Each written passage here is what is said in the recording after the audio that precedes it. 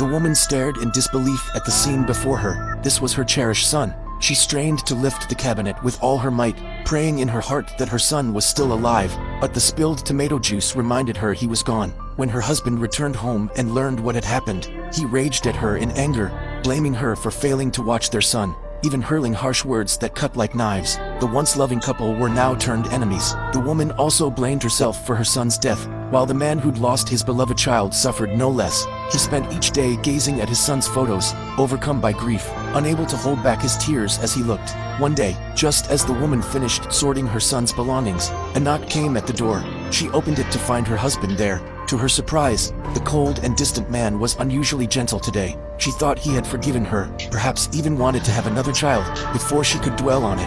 Her husband said he'd met her aunt on the street that day, and they'd had a nice chat. The woman was deeply confused. Her aunt had clearly been dead for over 30 years. How could her husband have met her? Just as she opened her mouth to tell him this, her husband asked if their son was in the bedroom, wanting to go see him. In that moment, the woman didn't know how to respond. Suddenly, another knock sounded at the door. When she heard her husband's voice outside, she was startled, puzzled. She turned to the living room to ask her husband what was happening, but the man who had been sitting there just moments ago had vanished without a trace. Nervous, she went to open the door. Her husband stormed in, cursing and complaining. Only then did the woman confirm this was her real husband. The next day, the woman found her best friend and told her about the strange occurrences. Her friend suggested she visit the famous spiritual healer in town.